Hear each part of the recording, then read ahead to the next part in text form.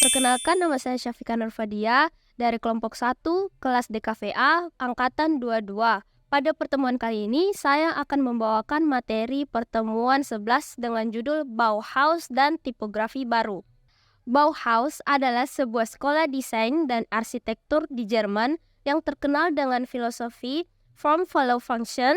Desain yang dihasilkan lebih mengutamakan pada pertimbangan fungsionalitas. Bauhaus berdiri pada tahun 1919 oleh Walter Gropius di Jerman. Tujuan Bauhaus dilatar belakangi oleh sebuah konsep radikal yang menginginkan kembalinya dunia material untuk merefleksikan penyatuan seluruh unsur kesenian.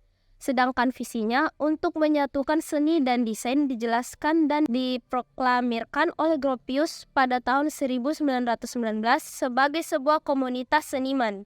Sebagai awal, Bauhaus mendapat inspirasi dan ekspresionisme dimulai di Weimar, Jerman.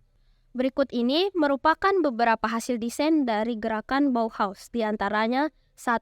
Desain poster, 2. Desain buku, 3. Desain tipe yaitu font sans serif, 4. Desain majalah, 5. Desain gambar, the new typography. Sebuah pencarian akan format tipografi yang fungsional namun cukup fleksibel disebut sebagai gaya tipografi baru, yang mencerminkan era industri modern yang dimulai pada 1920-an dan 1930-an. Pada 1920-an, gerakan tipografi baru mampu membawa desain grafis dan informasi ke garis depan avant-garde artistik di Eropa Tengah.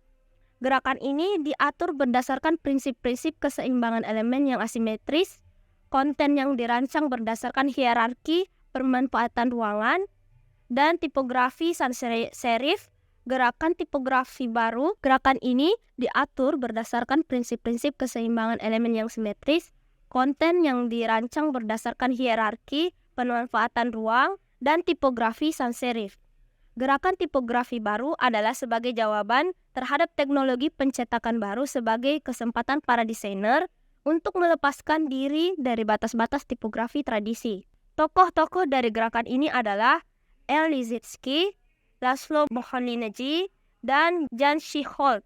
Berikut ini beberapa karya dari gerakan gaya tipografi baru, di antaranya 1.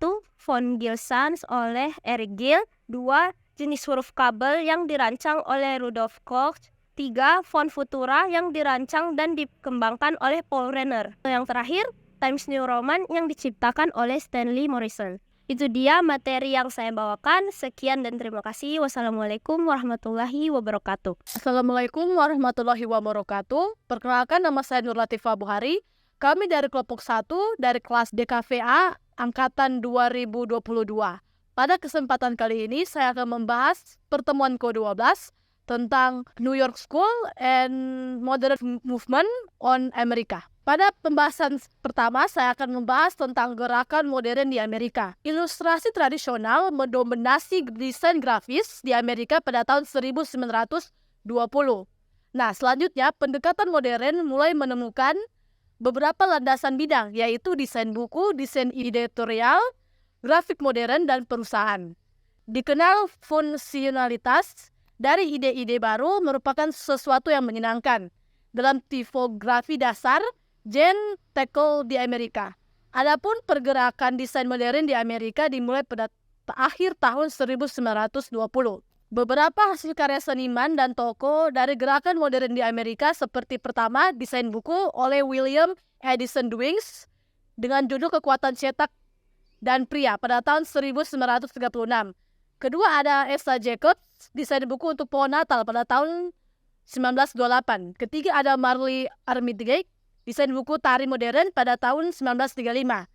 Lalu ada desain poster yang pertama oleh Lester Bill tentang untuk administrasi ketenagalistrikan pedesaan pada tahun 1937.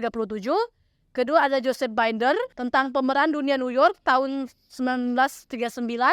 Kedua ada Jean Kroll tentang kantor darurat manajemen tahun 1941. Lalu ada desain majalah pertama era simpul ilustrasi Harper's Bazaar Kedua ada Alex Brodowitz pada tahun 1934. Dan ada fotografi majalah tentang oleh Martin Munkachi. Adalah foto editorial untuk Harper's Bazaar juga pada tahun 1934. Sekarang memasuki materi selanjutnya yaitu sekolah New York.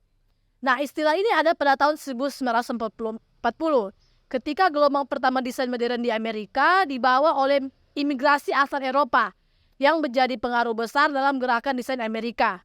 Yang selanjutnya desain grafis menggabungkan bentuk dan konsep baru ke tradisi desain grafis.